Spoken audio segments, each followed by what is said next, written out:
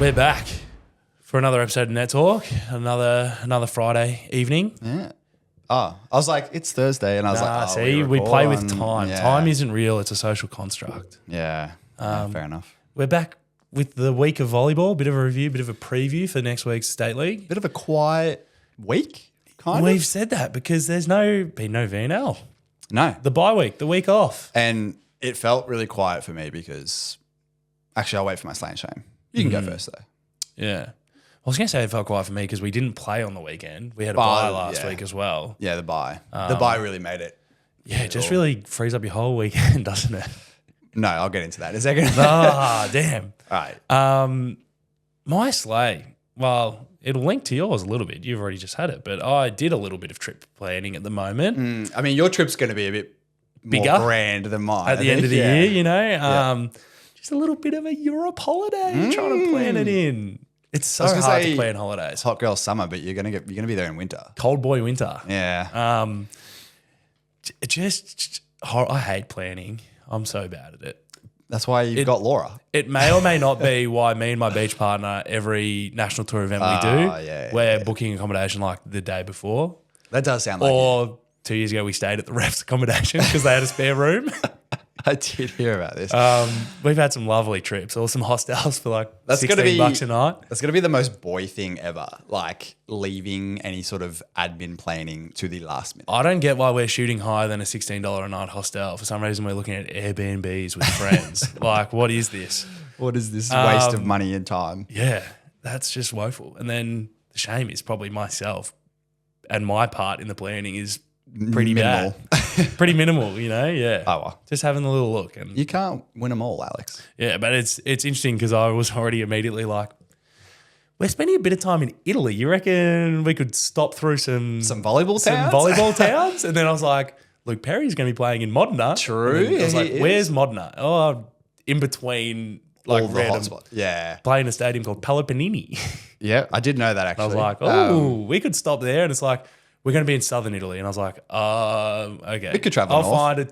I mean, there's no fixture released yet. No. So I was like, by the time, like, when are you going? Like, we're gonna have 3 weekends in Italy. Yeah. But one of them will be the travel weekend. I was like, surely when we first get to Italy, we just go straight to the volleyball stadium you know, to watch some. I feel like you might be there a little early. November. No, we'll be there November. And November, December. Oh, okay. No, there'll be plenty of volleyball on. Yeah. And then I think there might be some volleyball through the other countries we get to. We probably won't go through Poland, so I won't get any of that. Shame. Turkey? Nah. Maybe Germany? Germany? Oh, yeah. See some German volleyball? Yeah. Go see the Bundesliga. Yeah. Yeah, nice. Nice. Your sleigh. Because of the bye, Kate and I went on a little getaway. It was nice.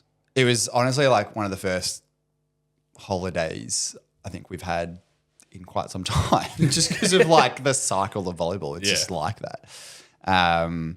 But yeah, I'm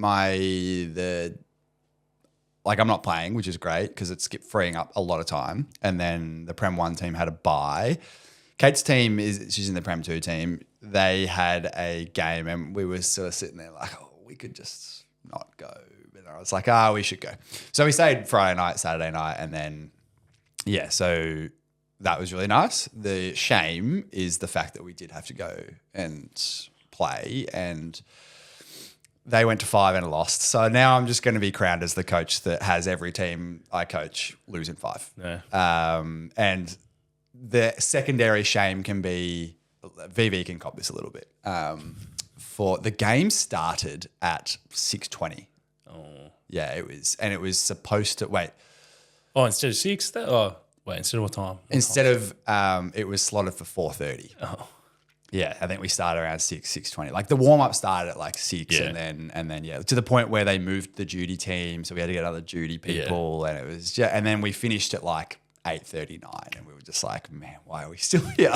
Should have stayed away. Should have stayed. I really should have just stayed in the city. It was nice. Oh, the issues can always just so compound, and managing a stadium's got to be tough. No, I'd heard bad. that court every single match that day went to 5, and every single match was quite close. And we were, I think we had the duty, or we just got there at like whatever time we're supposed to get there. And the game before us, I looked at the 2 teams playing in the same division, and I was like, this has got 5 written all over it. Yeah. It went to 5. But yeah, A 5-setter hurts. You know? I'm just over it. Nah. I love 5-setters because it means the game is good, but like I would love a couple of 3-setters every now and again. Or it means the game's bad. Yeah, look, yeah. My team might have had a 5-setter, might have been a reverse sweep. A real bad one? Just throw that one out there. The junior team. Just Love you didn't mention it because you know you don't want to get triggered and worked up. No, it was fine. It was actually okay. It's a good experience and better for it to happen during the regular season than in finals. Yeah. That is the single worst way to finish a season is the reverse sweep in the final. National and local scene, it's all quiet. I haven't seen Nothing going on. Just everywhere's just training individual ABL. state teams and sorry, not state teams, state leagues. Yeah. But also the School Sport Victoria event happened.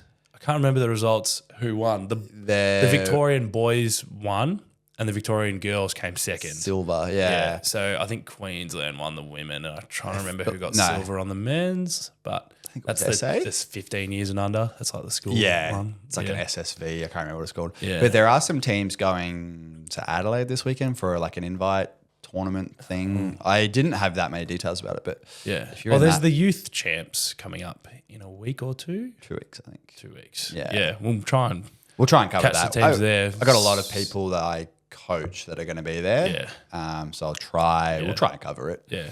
And see Queensland win the Shield again at indoor this time. It happens. I don't know what to tell you. And then the only other thing was like men's VNL week 2 is done. There was nothing outrageous other than the fact that people. This is just a wild take, but so Simeon Nikolov and Eric Shoji both got injured this week, and Simeon did his ankle, and a lot of the people in the comments were saying like, VNL is just too hectic. It puts too much stress on the player. Like he rolled his ankle. Like, yeah. I don't understand how that is. Like, yes, there's some conversation to be had about the scheduling, all that sort of stuff, but there's nothing you can do about it all day. Yeah, like, it happens. Yeah, it was as well. Like looking at some of the comments on the videos everywhere because it isn't a nice looking injury. The way he did it looked ugly. But from news that came out after, it's actually okay. There's no fractures or torn ligaments. Yeah. So it'll probably just be a sprain. But some bad sprains can take time. But some of those comments were like, who was it on the other side of the net? But there was some comments throwing so much hate at him because they hurt the golden boy Nikolov. Yeah. But it's like it is an unfortunate volleyball injury that the line under the net is fair play zone for both teams. Yeah.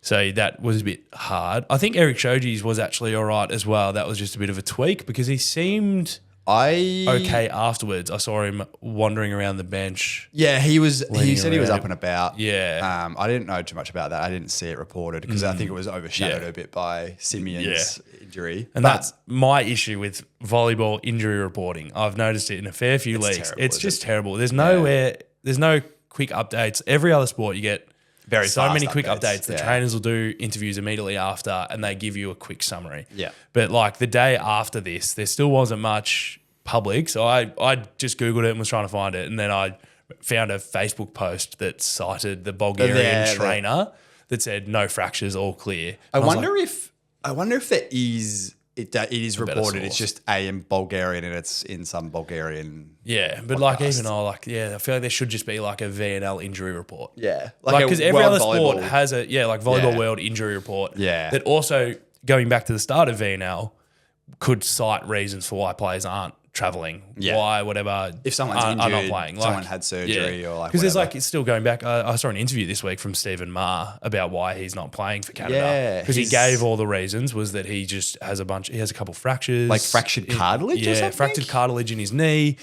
A little bit of just like the pain of playing in the intense schedule for VNL, but it's like that could just be listed at the start of the tournament, so you know why it would be listed. I do think there needs to be, and like I guess volleyball being such a developing sport compared to something like the NBA, basketball, those sort of things, but like Volleyball World TV has done such a good job to bring all the broadcasting together, but it's like now it would almost be good to have them maybe branch out and do like a blog or a news article that is getting information from all these different places and Well, you putting just it have all a together source at each federations. The NBA works that each team has their own advertising of injuries. Yeah. There's critiques of some specific teams that they will always say doubtful. And it's like, this guy's been injured for 10 weeks.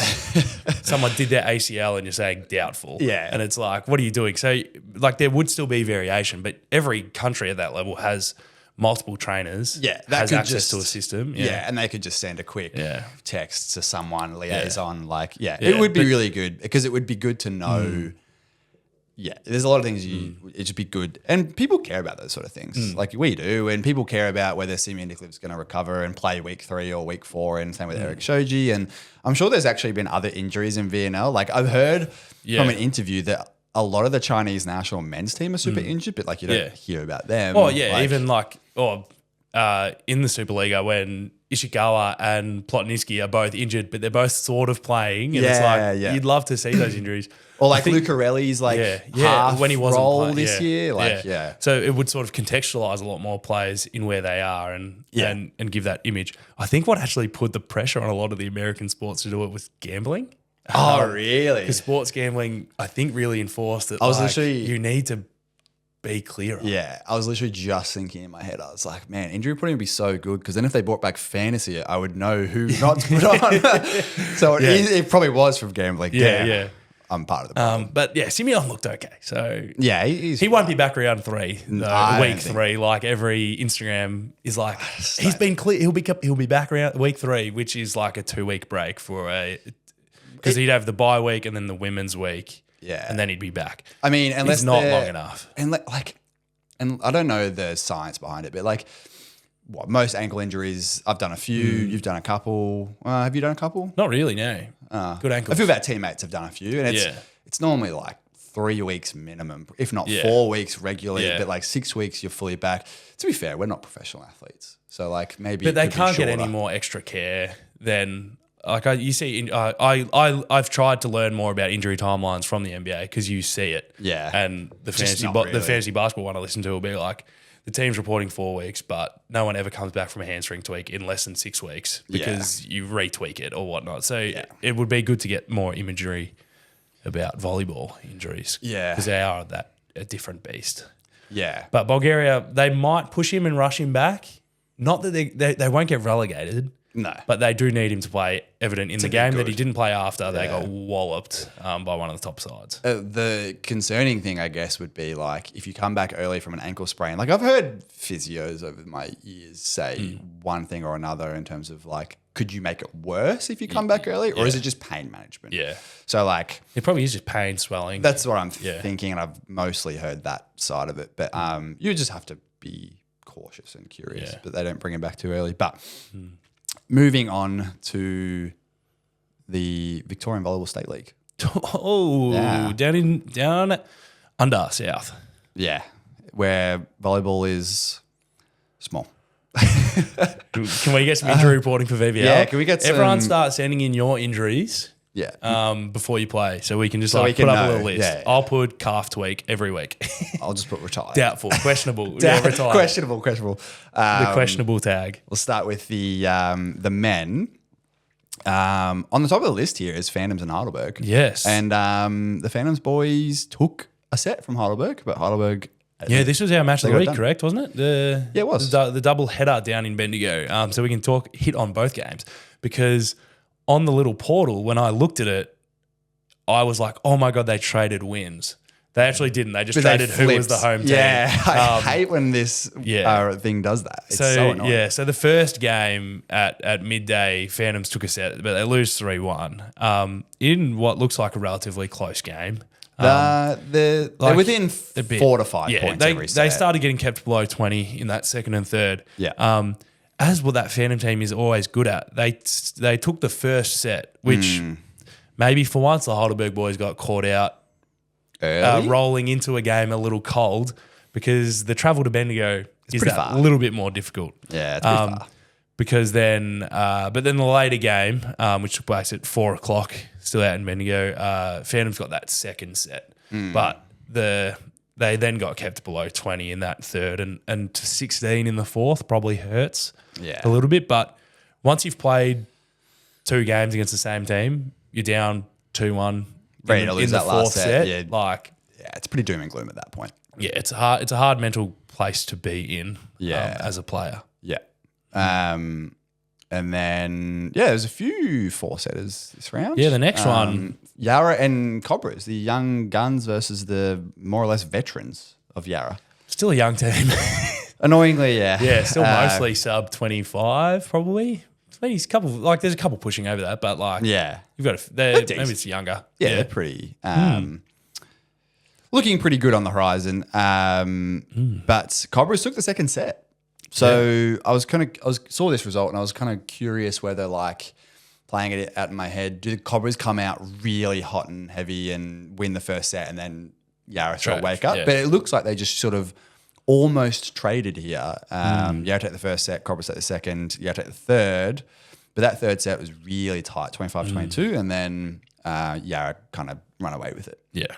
As Yarra's more or less expected to, I think. It's probably at least still a good marker for the Maroondah side because the last time these two teams played each other was literally round 1. Yeah. And it actually one of those sets went 26-24 just as a quick glance, but I think I remember floating around and seeing that game being a little bit more one-sided.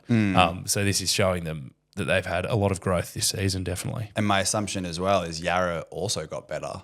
Yeah. Because they would have added players to the roster because there were some injured at the start of the season. Away. So Cobra is really showing that they've got a really high ceiling. Yeah.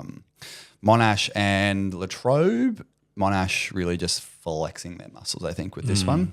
Latrobe didn't make it above 20, but they were close to 19, 16, 19. But I think Monash at this time of the season and with the players that they've got they're going to be a tough team to crack, I think. Yeah, and Latrobe this time of the season in the middle of their hard run, Heidelberg coming up and Monash, they've got Monash again and Yarra. Later. Yeah, I did see. This is a tough time for them. So, I mean, the 3-0 win hurts. Shout out those boys. There might be a couple more coming. Yeah. They just got to enjoy it, roll with the punches, learn as much as they can. That's all you can really do, I think, at that stage. But moving on to this is the game I said was going to go to 5. I heard it almost went to 5. I lied.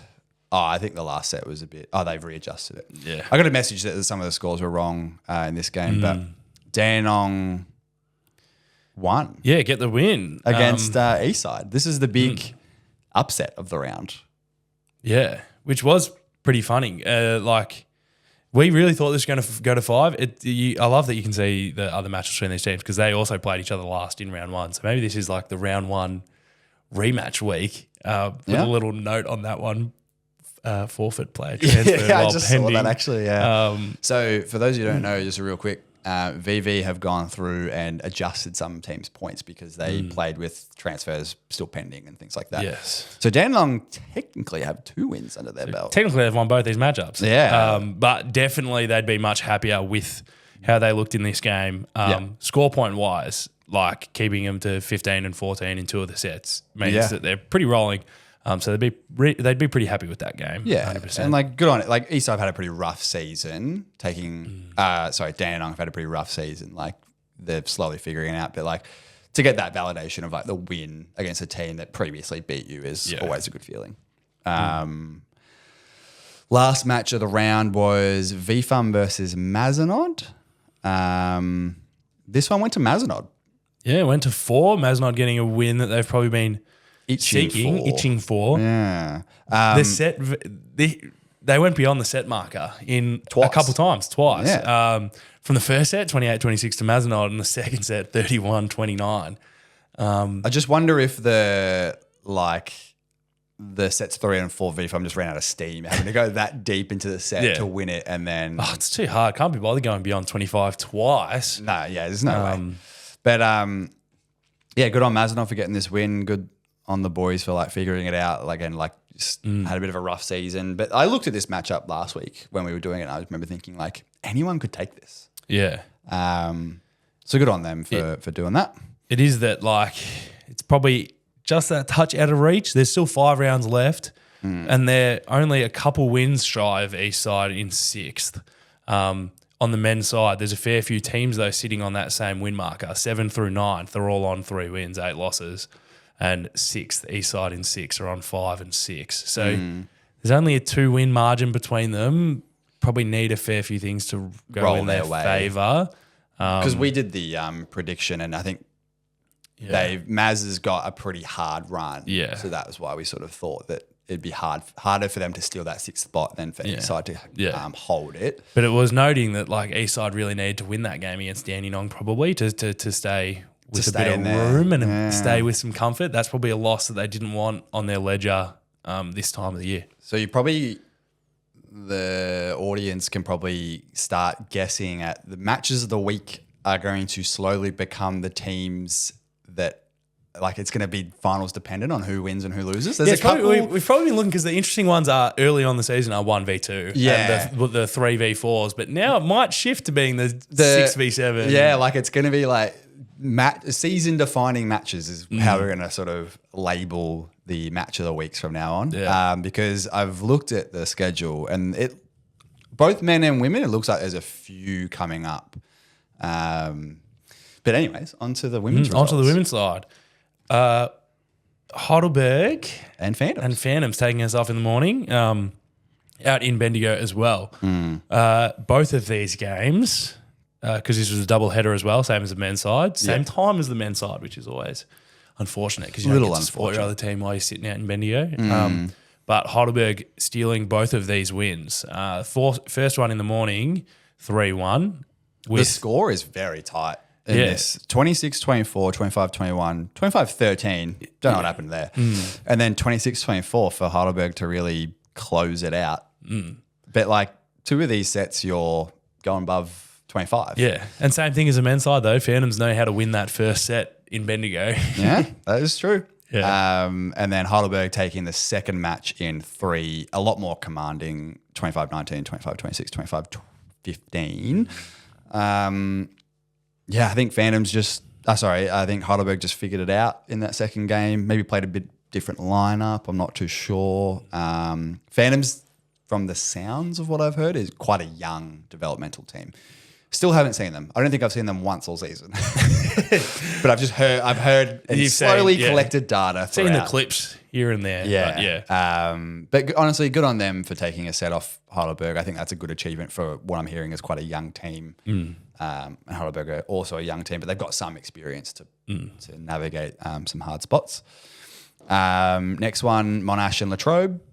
This is pretty much a copy-paste from the men's side in the sense that Monash really just commanded and ran with this match. Yeah, Monash is looking really strong as a club on both sides. Yeah. And the women's team's handling the loss of a couple players pretty well. One player at the moment, and then they'll be losing another shortly for a couple of weeks, but they're handling it really well. And then the next one was our match of the week. Cobras and Yarra. So this was, at the time, it was 2nd versus 3rd, I believe, or 2nd versus 4th, one of the two.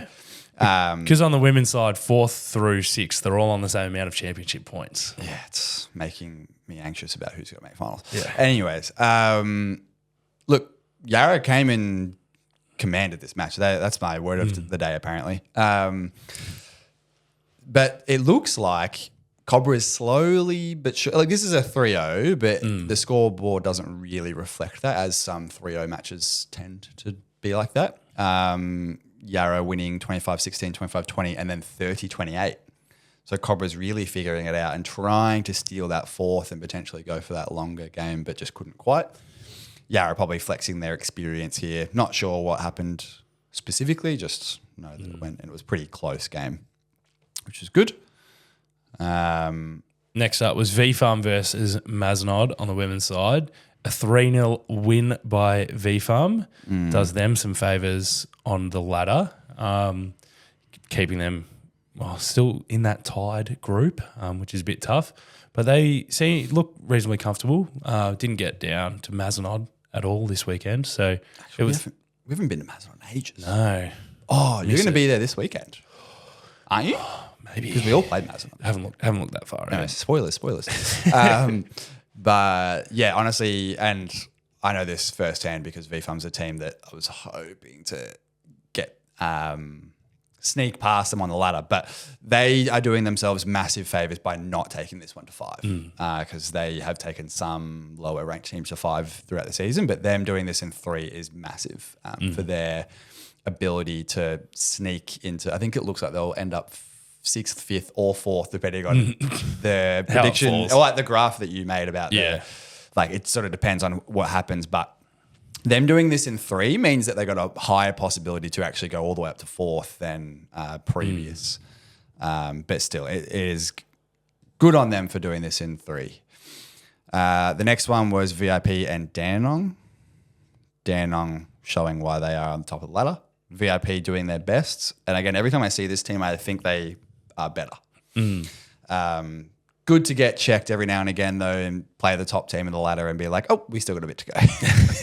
Still a while left in this season. But, look, it was competitive, but Dandenong really just ran with it. Like, they're just a very complete team, which is why they're on the top of the ladder by a couple wins or so. And that rounds out round 12. That rounds out round 12. I'm doing well with words today. Yeah, are you? Yeah. Yeah, no. I was very worded out. I went to a big conference yesterday and it was just lots of talking like all day. And I was just like, well, it's not for me. And then today, talking, talking. And now today, just by yourself all day. Yeah, working. Speaking of, I couldn't link that Terrible segue. We'll be back. This episode is brought to you by Andor Financial. Now, as some of you know, a good friend of ours, good friend of the show, and our Melbourne Uni Renegades captain, Michael Cirillo, has recently started his own mortgage broking business. Not only this, but Mike and Andor Financial have committed to supporting and sponsoring Net Talk for the indefinite future. If you didn't know, Mike has spent the last 10 years in the finance industry in both financial planning and mortgage broking roles and is super passionate about empowering people to take control of their financial future. So you or if anyone you know is in need of a home loan or would like to review their current lending situation, reach out to Mike and Andor Financial. You can find out more information in the footnotes or description down below. Thank you again to Andor Financial for sponsoring Net Talk. And we're back. Guys, you just have to let us try new things every now and again. No, don't. Yeah. Not the Never best. stay with it. See, and now we get to look at next week for round 13. Lucky number for some. Maybe there'll be some upsets here. Is it a lucky number for some? No, it's an unlucky number for some, but just got to flip it. Unlucky number for you or like? No, good number for me. Okay. We'll start with the men.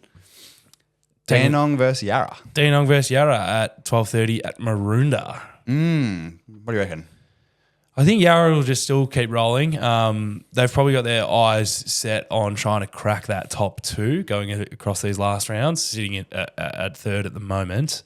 Dandenong got their first win, second win? I can't remember which one we decided on. 3rd win. 3rd win? Well, I guess it's 3rd win. Okay. They get off, yeah. So is the winning, giving them confidence? Are they going to go and take it to a top team? Like, who knows? I'd love to see that, to be honest. Yeah. That's at Maroondah Nets at, you said 12:30? Yes, 12:30. Then next up at Monash University is Monash versus Maroondah. This looks like it will be an interesting game. Maroondah has found their feet a little bit and they'll need to try and get some upsets going through the end of the season to crack the top 6. But they've been looking stronger and stronger. This is a good time. Been going. It's a very good time to get an upset against Monash. So give it a crack, see how you go. That's at Monash. Monash really just love playing at home. Yeah, what the hell? What's going on there? We've got a venue we could play at if people want to come. And then next up is us at SVC versus Mazenod. Last time this game was really close. Yeah, it did go to 5. Start of the season was a very sad 5-setter for us. I think they were very happy with themselves that week as well. They were playing so well. Still in the back of our mind, we've been training with that mindset. That baggage coming up. Yeah. That we had a couple sets that went beyond 25 in that first matchup, which we don't really want to happen again. Well, that's why it's the match of the week. Because Mazenod hopefully won't, but they need to upset us if they want to do something special. And then, good chance this will be a pretty decent match, I reckon. Yeah, they'll be right. I think we're going to be warm. Are you going to be warm? We've got both our setters now. We were missing a setter last time. Not an excuse though. I think we had some average performances. So you also didn't play because I was playing the first time we played then. First calf tweak week, I believe. It was fair enough. During that. It was actually kind of during that, but yeah. I remember I wasn't really supposed to play. And then you end up playing. A little bit, yeah. Because I was bad. Never. No, I was pretty bad that game. Last game of the day is at 4:30. Jeez. At 4:30 at Dandenong. Bit of a game break, a bit of a gap there between us and next up. I wonder who's in that slot. But Latrobe versus Heidelberg. Good luck. Condolences. See you guys at training at some point. I'll talk to some of the Latrobe guys at some point and see how you went. Just as we said before, go and have fun. Oh, well, yeah. Maybe float around Dandenong till this game. I'll hang around and give it a little watch. It's just that little bit later. It is. It's very late. Yeah. Oh, it's after us. No, quite a way. Yeah, but there's just the game. There's normally a 2:30 slot in there, but there's not this week. But moving over to the women's, we've got Maroondah Cobras and Monash University. This could be really good, and this is why this is our match of the week. I think some other things I heard is maybe Cobras were a bit shell-shocked by Yarra last week, because Yarra smoked them at the start of the season, 3-0. And I think that was maybe a bit overwhelming. And Cobras have gotten really, really good this season. So I wonder how they go against a Monash who's missing a very key player for the remainder of the season. So I'm curious to know how this one goes. I think it'll be good. At Maroondah, not at Monash. At Maroondah. This might be the first time Monash has played away from Monash. Maybe they'll be uncomfortable. Maybe they won't like it. The walls will be different. And Cobra's a home venue, so they've got every advantage to go and take this to Monash. So yeah, that's our match of the week. That's at 12:30 at Maroondah. And I think that would be good. Next one, Dandenong versus Latrobe. Also condolences, I guess. This will be a tough one. This will be a tough one. But as we keep saying, just go, let rip, have some fun, learn some lessons. You don't get to play against top of the team. It is one. It's Latrobe gets to play against the top side, the top side on the women's side at the moment.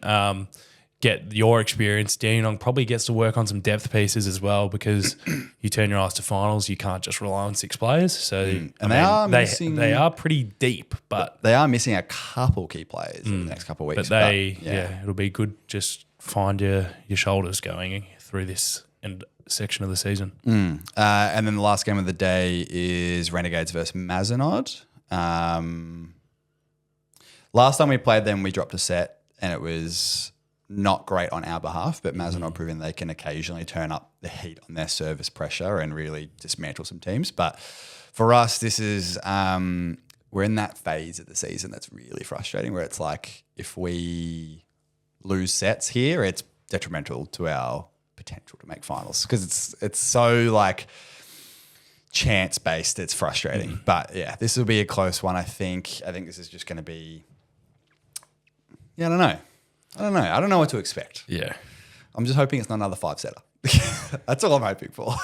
I think both teams will show up going like, your girls will be like, we dropped the set last time. Yeah, early in the season, we really shouldn't have. Versus Mazenod will now be like, we got the set of them at the start of the season when we still also hadn't found our feet. So they can try and get that extra one, go to 5. Yeah, try and win that when it gets to that chance. It's all just about each team would giving yourself the chances. It is, and that's what we talk about, except for the 5th set. It'll be just which team has gotten better and which team can prove that on the day. So it'll be good. There's only 3 women's matches on. There's not a whole lot. There's lots of buys. Yeah. It's just one of those times, you know. A few people, everyone gets their breaks rolling in, regenerate that body. Look, it's good for some, not for others. Some people like a rhythm. I just love time off at the moment. It's great. I really love it. Like little breaks. Yeah. I was actually, here's our side note as we take you to the end. I was so happy. I was ready for one training a week because stadiums start getting shut down and whatnot. For school holidays. Sweet, that's a whole other one. Yeah. I know every club runs into that challenge because in Australia, volleyball courts are mostly school operated. Yeah. And they all close down over the holiday period. But we've finagled it to finagled? finessed. What was the other word you blended in with that? Don't know. Finagled is a word. Oh. It's a made-up word. I was like, okay. But we've got ourselves the second The session. 2 training, yeah. But I'm really happy because our venue has changed. So instead of the venue that's 45 minutes away, I get the venue that's 10 minutes away. So even though we got 2 sessions a week, I'm still happy because it's 10 minutes down the road. A lot closer. Yeah, it is a lot closer. Well, thanks for listening to us yap today. A bit of a quick session. Oh. Because there's no international volleyball on. Yeah, the world's closed down. Yeah. So we will catch you all in the next one. Good luck for round 13. Yeah, let us know how you're going. Yeah. Bye. Bye.